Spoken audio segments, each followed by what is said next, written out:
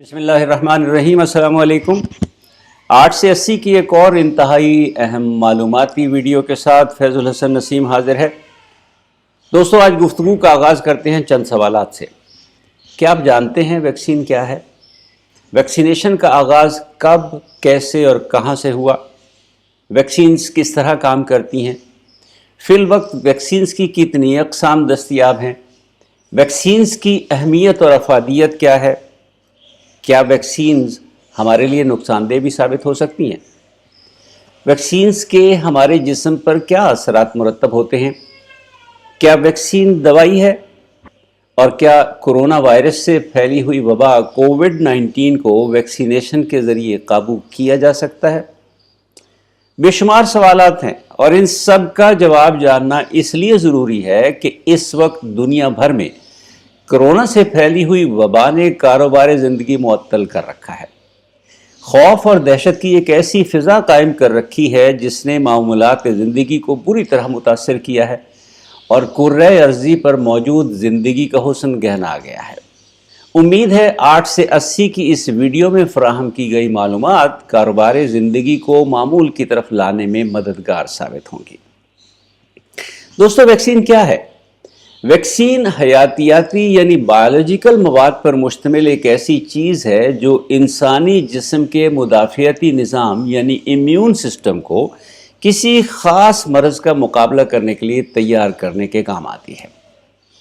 Vaccination या immunisation की कहानी का आगाज़ 1717 या 1718 सन ईस्वी से किया जा सकता है। मकाम है कुस्तुनतुनिया या मौजूदा इस्तांबुल। दौर है खिलाफत उस्मानिया का। एडवर्ड मॉन्टीगो को तुर्की में बरतानिया का सफ़ीर मुकर्रर किया जाता है। एडवर्ड मॉन्टीगो के साथ उसकी बीवी लेडी मैरी वॉटली मॉन्टीगो और उनका 6 साला बेटा एडवर्ड मॉन्टीगो जूनियर भी तुर्की पहुंचते हैं। लेडी मॉन्टीगो एक हसास शायरा और मुसन्निफ़ा है जो सन 1715 ईस्वी में चीचक जैसे खौफनाक मर्ज़ का शिकार हो चुकी है। खुशकिस्मती से लेडी मॉन्टीगो इस जानलेवा मर्ज़ से फौत होने से तो बच जाती है, लेकिन ये मर्ज़ उसके चेहरे पर अपने खौफनाक और बदनुमा असरात छोड़ जाता है। अब लेडी मॉन्टीगो की एक ही ख्वाहिश है कि उसका बेटा एडवर्ड मॉन्टीगो जूनियर इस मूजी मर्ज़ से महफूज रहे, लेकिन सवाल ये है कैसे?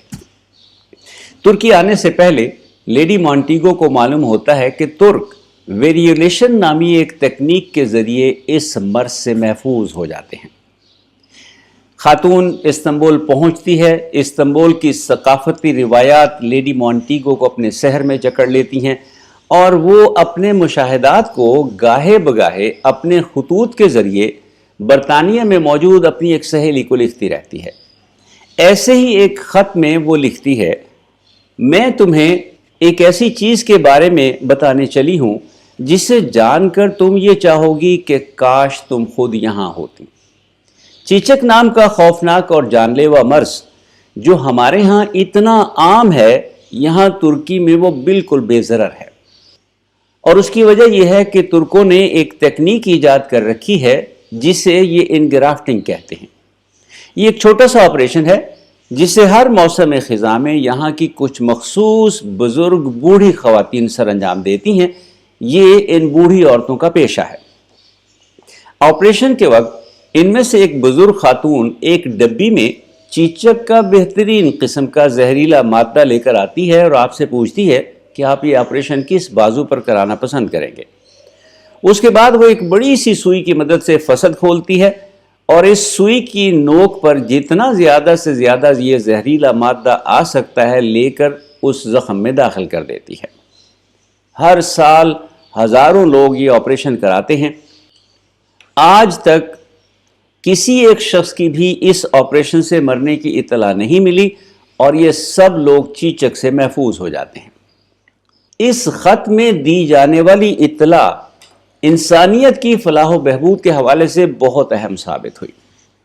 बरतानिया और अमेरिका के डॉक्टरों तक जब ये ख़बर पहुंची तो फिर एक ऐसे तिब्बी इनकलाब ने जन्म लिया जिसने लाखों इंसानी जानों को न सिर्फ चीचक जैसे मोहलक मर्ज़ से हमेशा हमेशा के लिए महफूज कर दिया, بلکہ انسانوں کو کئی اور مہلک امراض سے بچنے کا راستہ بھی دکھا دیا۔ برطانیہ اور امریکہ میں شروع میں اس طریقہ کار کو اناکولیشن کا نام دیا گیا، لیکن اب پوری دنیا میں اس طریقہ کار کی ترقی یافتہ قسم ویکسینیشن یا امیونائزیشن کہلاتی ہے۔ دوستو، پوچھا جا سکتا ہے کہ کیا ترک اس طریقہ کار کے موجد تھے؟ جواب مشکل ہے، کیونکہ تاریخ یہ بتاتی ہے کہ اس جیسے یا اس سے ملتے جلتے طریقے دنیا بھر کے متعدد ممالک اور خطوں میں صدیوں سے استعمال ہو رہے تھے۔ اسی بنیاد پر کچھ لوگوں کا یہ بھی دعویٰ ہے کہ یہ طریقہ کار چین یا ہندوستان میں ایجاد ہوا۔ البتہ ترکوں کا کمال یہ ہے کہ انہوں نے اپنے ایک مشاہدے سے اس طریقہ کار کو جدت دی، اور وہ مشاہدہ یہ تھا کہ چیچک سے متاثر ہونے والی گایوں کا دودھ دونے والے گوالے کبھی انسانی چیچک کا شکار نہیں ہوتے تھے۔ واضح رہے کہ گایوں کو ہونے والی چیچک کاؤ پاکس اور انسانوں کو ہونے والی چیچک سمال پاکس کہلاتی ہے۔ آج ہم جانتے ہیں کہ یہ دونوں مرض دو مختلف وائرسوں کی وجہ سے ہوتے ہیں، جن کا تعلق وائرسوں کے ایک ہی خاندان سے ہے۔ اپنے مشاہدے کی بنیاد پر ترکوں نے جو طریقہ کار ایجاد کیا وہ کچھ اس طرح تھا کہ وہ کاؤ پاکس چیچک سے متاثرہ گائے کے زخم سے کھرنڈ اتار کر اس پر لگا زہریلا مادہ اکٹھا کر لیتے تھے اور انسانی جسم میں ایک چھوٹا سا زخم لگا کر اس میں یہ مادہ داخل کر دیتے تھے۔ مذکورہ انسان کو معمولی سا بخار، ہلکی سی چیچک ہوتی تھی اور بس، اس کے بعد یہ شخص ہمیشہ کے لیے انسانی چیچک سے محفوظ ہو جاتا تھا۔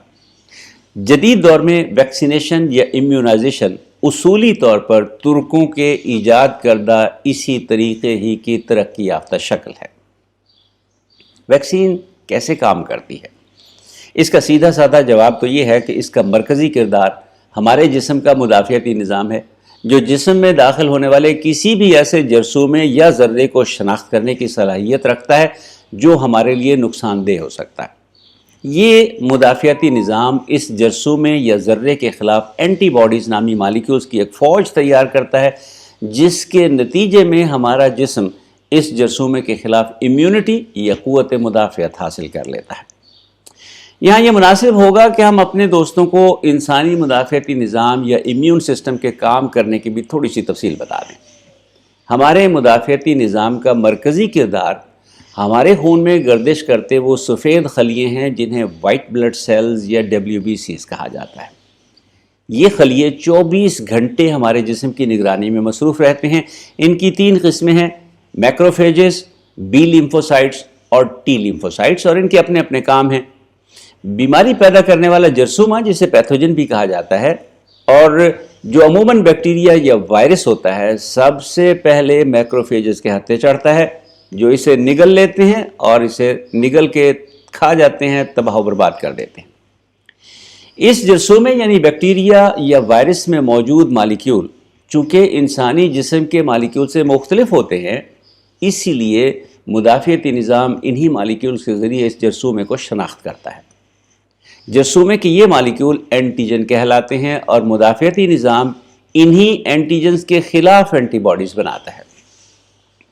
اینٹی باڈیز بنانے کا کام بی لیمفوسائٹس نامی سفید خلیے کرتے ہیں۔ ٹی لیمفوسائٹس انسانی جسم کے ان خلیوں پر حملہ آور ہو کر انہیں ختم کرتے ہیں جن کے اندر پیتھوجن گھسا ہوا ہو اور جہاں بیٹھ کر یہ پیتھوجن اپنی افزائش نسل کر رہا ہو۔ لیمفوسائٹس اپنی ایک یادداشت بھی رکھتے ہیں اور یوں مستقبل میں ہر اس پیتھوجن کا سامنا کرنے، اس کا مقابلہ کرنے اور اسے تباہ کرنے کے لیے تیار رہتے ہیں جس کے ساتھ کبھی ان کا واسطہ پڑ چکا ہو۔ ویکسینیشن کے ذریعے پیدا ہونے والی اصل قوت مدافعت خون کے انہی سفید خلیوں کی وجہ سے ہوتی ہے۔ ساتھیو، دنیا کی سب سے پہلی ویکسین بنانے کا کریڈٹ برطانوی ماہر طب یا فزیشین ایڈورڈ جینر کو دیا جاتا ہے، جس نے سن 1796 عیسوی میں گایوں کی چیچک سے حاصل کردہ مواد کو استعمال کر کے انسانوں کے لیے چیچک کی ویکسین بنائی۔ اگلے 200 سال اس کی ایجاد کردہ اس طریقے میں طبی اور تکنیکی لحاظ سے بہت سارا رد و بدل ہوا، لیکن آخر کار دنیا سے اس خوفناک مرض کا مکمل خاتمہ ہو گیا اور اب شاذ و نادر ہی کہیں سے کسی انسان کے چیچک میں مبتلا ہونے کی خبر سنائی دیتی ہے۔ ایڈورڈ جینر کے بعد تو سائنسدانوں کی ایک طویل فہرست ہے جس نے مختلف امراض کے خلاف ویکسینز بنانے اور ویکسینیشن کے عمل کو مزید مؤثر بنانے کے لیے اپنا اپنا کردار ادا کیا۔ ان سائنسدانوں میں لوئس پاسچر، موریسن ہیلیمن، جوناس سالک اور البرٹ سپین جیسے ماہرین کے نام خاص طور پہ قابل ذکر ہیں۔ اس وقت دنیا میں کوئی 20 سے زیادہ موذی امراض کے لیے ویکسینز دستیاب ہیں، جن کے استعمال سے ایک اندازے کے مطابق ہر سال 30 لاکھ سے زیادہ انسانوں کی جان بچائی جا رہی ہے۔ ساتھیوں، اپنے کام کے طریقہ کار کے حساب سے ویکسینز کو 3 یا 4 بنیادی گروہوں میں تقسیم کیا جاتا ہے۔ ہم 3 والی تقسیم کے ساتھ چلیں گے۔ پہلی قسم پورے جرثومے یا ہول پیتھوجن پر مشتمل ویکسین کہلاتی ہے۔ دوسری قسم اینٹیجن یا سب یونٹ اپروچ کی بنیاد پر تیار کی گئی ویکسین کہلاتی ہے، جبکہ تیسری قسم جو نسبتاً جدید ٹیکنالوجی پر مشتمل ہے، جینیاتی مادے یا نیوکلک ایسڈ کی بنیاد پر تیار کی گئی ویکسین کہلاتی ہے۔